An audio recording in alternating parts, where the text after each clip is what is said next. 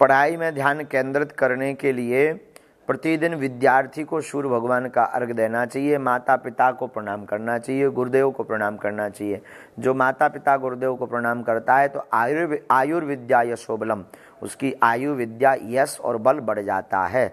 इसलिए पढ़ाई करने वाले प्रत्येक छात्र को जो है माता पिता गुरु को प्रणाम करके प्रातः काल सूर्य भगवान को अर्घ दे करके अध्ययन पर बैठना चाहिए, पढ़ाई करनी चाहिए और रात्रि देर रात तक नहीं जागना चाहिए।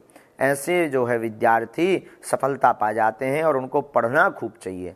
कम से कम 8 घंटे से 11 घंटे विद्यार्थी को पढ़ना ही चाहिए, क्योंकि जो है प्रथमेन अर्जितम विद्याम द्वितीयम न अर्जितम धनम, प्रथम अवस्था में जो जितनी विद्या को पढ़ लेता है उसकी वह विद्या संपूर्ण जीवन भर उस विद्यार्थी को काम आती है। तो पढ़ाई में मन उचट रहा तो इसका कारण आपका चलचित्र देखना और मूवी आल हो सकता है, उनसे बचना चाहिए।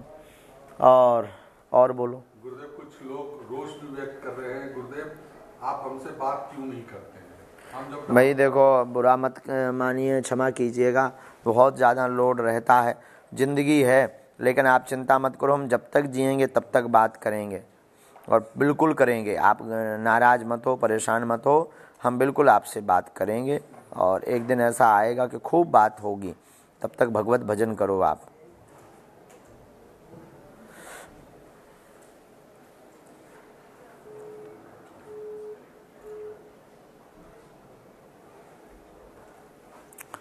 ममता पांडे जी, आपने राम सलाका प्रश्नावली में पूछे गए प्रश्न का उत्तर यदि कार्य सिद्ध होगा आया है तो क्या कार्य सिद्ध होगा?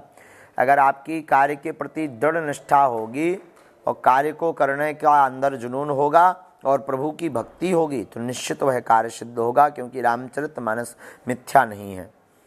घनश्याम नामदेव जी, आपको खूब खूब आशीर्वाद, बिलासपुर छत्तीसगढ़ से, आपकी जय हो।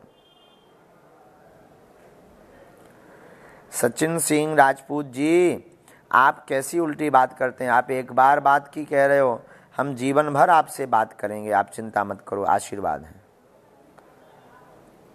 आशा, आपने पूछा है कि जन्म का उद्देश्य क्या है। आप अपने जन्म का उद्देश्य खुद ढूंढिए तो ज़्यादा अच्छा है। अगर हम आपके जन्म का उद्देश्य बताएंगे तो मिथ्या बताएंगे। आप स्वयं अपने जन्म का उद्देश्य ढूंढें तो बहुत अच्छा है।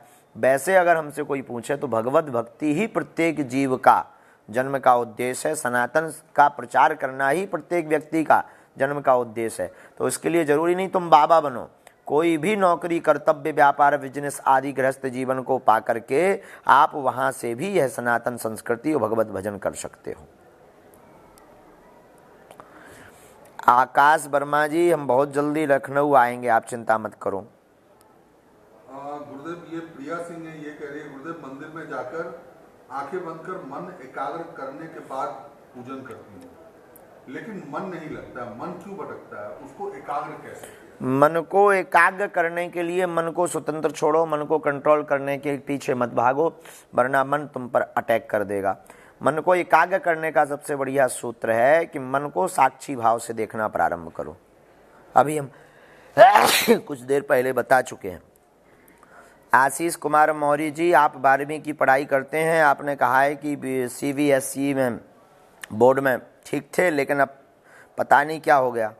तो देखो भाई, उच्चाटन हुआ होगा आपके ऊपर, उसके लिए आप जो है 11 मंगलवार चोल्हा चढ़वा दीजिए अपने नाम से बालाजी को, निश्चित रूप से कृपा होगी, इसमें कोई संदेह नहीं।